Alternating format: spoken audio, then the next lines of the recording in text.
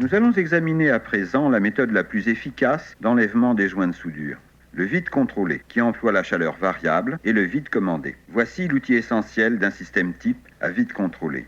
Il comporte une panne creuse, chauffée par une résistance à température réglable intégrée à l'outil. La résistance est traversée par un tube de transfert qui aboutit à un réservoir où la soudure aspirée est recueillie et se solidifie. Il existe plusieurs types d'alimentation qui fournissent toutes une dépression et une température de panne contrôlée. Regardons l'appareil au travail. L'embout chauffé est placé sur le joint et lorsque l'on constate que la soudure est fondue, on crée la dépression qui aspire la soudure hors du joint et la dépose dans le réservoir. Si le conducteur a été précoupé, il peut être également aspiré dans le réservoir. Le vide continu extrait tout d'abord la soudure, puis aspire de l'air frais à travers le trou et à la surface de la pastille, refroidissant ainsi la pièce et la panne. Remuer le conducteur est un des points essentiels de la méthode. On sait, quand le conducteur bouge, que la fusion est complète et qu'il faut appliquer le vide. On ne court aucun risque de produire un joint recollé, puisque l'on ne cesse d'agiter le conducteur pendant le refroidissement de la soudure. Si on regarde le côté soudure de la carte, voilà ce qu'il advient d'un joint isolé. La panne chaude est positionnée et commence à transmettre la chaleur au joint. Puis, on commence à remuer le conducteur. Lorsque la fusion commence, la panne glisse sur la soudure fondue et n'entre jamais réellement en contact avec la pastille. Lorsque la fusion est complète, l'opérateur peut sentir le libre mouvement de la sortie. C'est alors que l'on fait le vide et la soudure est évacuée, suivie d'un flux d'air circulant à grande vitesse. Ce flux refroidit à la fois la pièce et l'embout bien en dessous de la température de fusion de la soudure. Lorsque l'on retire l'embout et que l'on arrête l'aspiration, la chauffe reprend instantanément et la panne est prête pour la sortie suivante. Après le dessoudage de toutes les sorties, le composant est totalement dégagé et on peut l'enlever facilement. La carte n'a subi aucun dommage et les trous sont propres et prêts à recevoir le nouveau composant. Le vide contrôlé est la seule méthode qui traite efficacement le problème du recollage des joints de soudure dans les trous métallisés. Si vous travaillez sur des cartes double face ou multicouches, c'est la méthode de choix, car elle est applicable à tous les types de soudure, quelles que soient les configurations des cartes. Voyons de plus près le mode d'emploi de l'extracteur sur divers types de joints.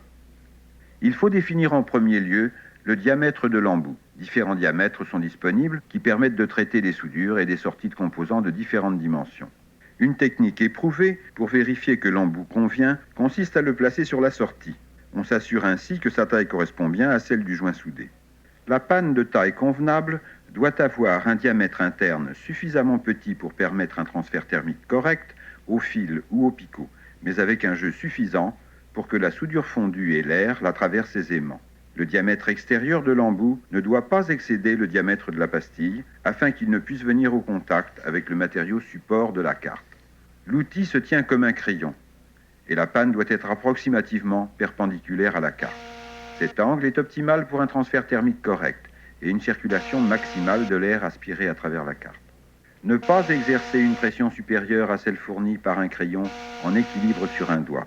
Dès le début de la fusion, on imprime une oscillation à la panne jusqu'à ce que le fil de sortie bouge librement, aisément. Ceci indique que la fusion de la soudure est totale. Les sorties de ce composant étant ronds, la panne la fera bouger par un mouvement circulaire. Dans ce cas-ci, les composants sont des boîtiers dips avec des sorties plates. Aussi, imprime-t-on à l'embout un mouvement d'avant en arrière en l'appliquant contre le méplat de la pâte. Remarquez que les pattes des coins sont traitées en premier, puis une patte sur deux. Cette technique empêche l'accumulation localisée de chaleur et réduit les chances de décollement des pistes. Une bonne pratique d'extraction consiste à surveiller la fusion du côté composant. La fusion de ce côté est un indicateur d'état pour l'extraction et nous signale que le vide peut être appliqué. Côté composant, on voit la soudure fondre. Côté soudure, on la sent fondre. Il peut arriver que vous ayez à dessouder des joints fortement oxydés. Dans de nombreux cas, il suffit de recouvrir les soudures avec un peu de flux liquide pour pouvoir les dessouder très facilement. Cette méthode de dessoudage présente le principal avantage de traiter les sorties une à une. Ceci vous permet de tenir compte de la masse thermique de chaque joint. Avant de commencer, vous devez toujours examiner le joint pour évaluer sa masse thermique. Certains joints peuvent ne comporter que la pastille et une sortie. Certains autres peuvent être liés à une ou plusieurs pistes. D'autres encore peuvent faire partie de plans de masse, de bus ou de masses de soudure importantes. Vous devez également estimer la quantité de soudure contenue dans chaque joint. Il faut suffisamment de soudure pour que le transfert thermique soit bon et que la fusion soit facile. Si la quantité de soudure initiale est insuffisante, il est préférable d'en rajouter avant toute tentative de dessoudage. Les joints de masse thermique élevée sont souvent un problème.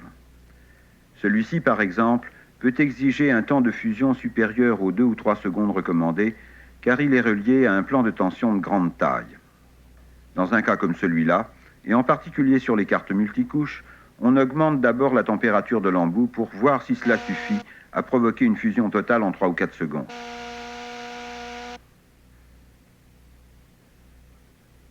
C'est suffisant pour les joints de faible masse,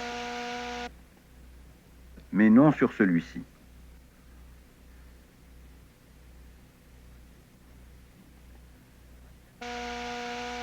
La masse thermique élevée du plan de tension dissipe la chaleur trop rapidement pour permettre une fusion complète de la soudure.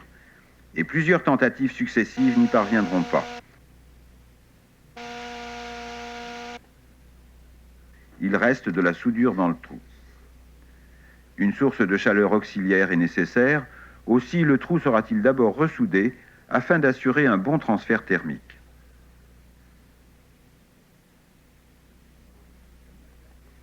On repositionne la carte de façon à ce que les deux faces soient accessibles. On applique ensuite le fer sur la sortie du côté composant, puis l'embout de l'extracteur du côté soudure. Les deux sources de chaleur équilibrent la chose du joint et une fusion totale de la soudure est obtenue dans un temps acceptable. Les trous sont propres et exempts de soudure. Sur cette carte, on aura recours à une chauffe auxiliaire pour déposer un connecteur. Il est petit, avec des broches encastrées. Aussi utilisera-t-on une pince à effet Joule qui peut saisir chaque broche et la chauffer. Les broches sont si rapprochées les unes des autres. Il faut leur appliquer d'abord la panne de l'extracteur, puis fixer la pince. La chauffe dure 2 à 3 secondes.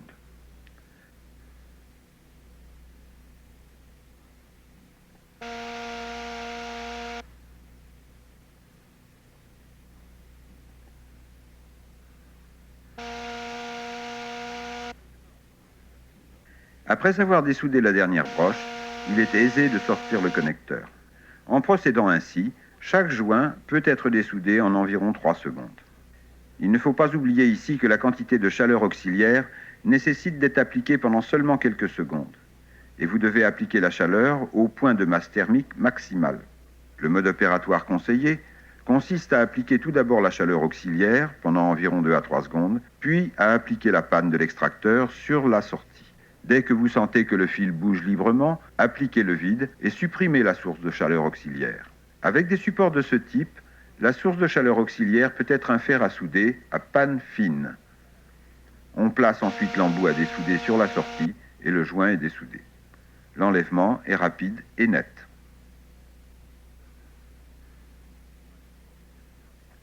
Pour un support de circuit intégré, on peut utiliser une épingle ou un petit morceau de fil.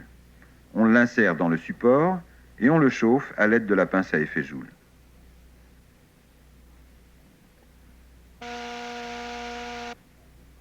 Là encore, le composant est déposé facilement et les trous sont bien dégagés. Toutes les sorties que nous avons rencontrées jusqu'à présent n'étaient pas retournées. Qu'en est-il des conducteurs retournés? La première chose à faire est de retirer au moins la soudure superficielle de façon à pouvoir examiner les sorties. L'extracteur peut être remplacé ici par de la tresse pour retirer la soudure. Voici l'aspect d'un premier joint vu en coupe. Le fil n'est pas en contact direct avec la pastille et il ne reste aucun pont de soudure. Dans un cas comme celui-là, on peut placer une paire de pinces coupantes sous le fil et les fermer doucement pour obliger le fil à se redresser. Un deuxième joint a cet aspect. Un léger pont de soudure s'est déposé entre le fil et la pastille. Pour retirer ce type de joint, laissez-le refroidir. On peut alors tordre le fil à plat avec des pinces et cisailler le pont de soudure. Mais s'il reste un joint recollé important, comme c'est le cas ici, on ne doit pas tenter de cisailler le pont. Dans un cas comme celui-là, il est très commode d'employer la panne chauffante d'un couteau thermique. On le place exactement sur l'extrémité du fil et non sur la pastille, et dès que l'on constate que la fusion est acquise, on soulève le fil. Voici une situation analogue, mais là, on utilise la panne d'un fer à souder. Et encore un autre exemple où l'on emploie l'embout d'un extracteur. Les sorties une fois redressées, on retire le joint à l'aide de la procédure d'extraction normale. Mais il peut se faire que vous ayez besoin d'ajouter un peu de soudure sur le joint pour améliorer le transfert thermique. Si vous utilisez l'extracteur, vous pouvez faire ces opérations en continu, mais cela exige beaucoup de soin. Cette méthode fait plutôt appel au toucher qu'à la vue. Si le composant peut être détruit, on peut couper la sortie retournée du côté composant et extraire la soudure du même côté. Le fil retourné est alors retiré. Et voici un dernier type de composant que nous n'avons pas encore étudié, le flat pack. Les flat packs sont les composants type utilisés en montage planard. Les pattes sont soudées par refusion sur des pistes en surface. Elles peuvent être dessoudées à l'aide d'un jet d'air chaud généré par un appareil à dessouder comme celui-ci. De l'air chaud à basse pression est injecté à travers l'embout. Sa température est réglée juste assez haut pour roussir légèrement un morceau de ce chiffon de papier. On utilise un mince bâtonnet de bois comme cale et on dirige le jet d'air chaud sur chaque patte.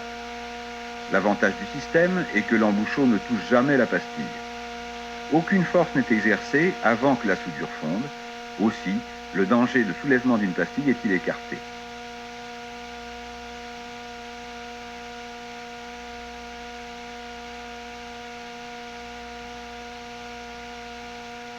On peut également dessouder à l'aide d'un petit fer à souder, mais il faut prendre soin de n'appliquer sur le fil qu'une chaleur et une pression minimale. Sinon, on risque d'endommager la pastille. Le conducteur coupé-écrasé est également un autre type de sortie que l'on rencontre parfois. Ce conducteur est aplati et l'extrémité qui sort de la carte est en forme de spatule. Il est conçu pour maintenir le composant en place avant la soudure à la vague. Si le composant peut être détruit sans inconvénient, la meilleure méthode consiste simplement à couper les pattes côté composant. On peut alors extraire simultanément la soudure et l'extrémité du conducteur. Si le composant doit être conservé, il faut procéder comme suit. Commencer par extraire le joint.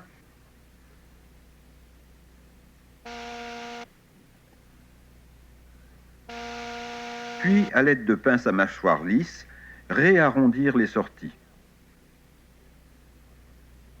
Elles coulisseront à travers les trous dessoudés et vous pourrez retirer le composant. Le principal avantage de la méthode de vide contrôlé par rapport aux autres méthodes est son aptitude à enlever virtuellement tous les types de joints de soudure. Vous pouvez déconnecter les fils de picot et les laisser nets, ou extraire des broches de wrapping ou de connecteurs. Et pour les retouches, c'est le meilleur moyen de se débarrasser des ponts et des pointes de soudure, de préparer les surfaces au cours de la retouche ou de nettoyer les projections de soudure.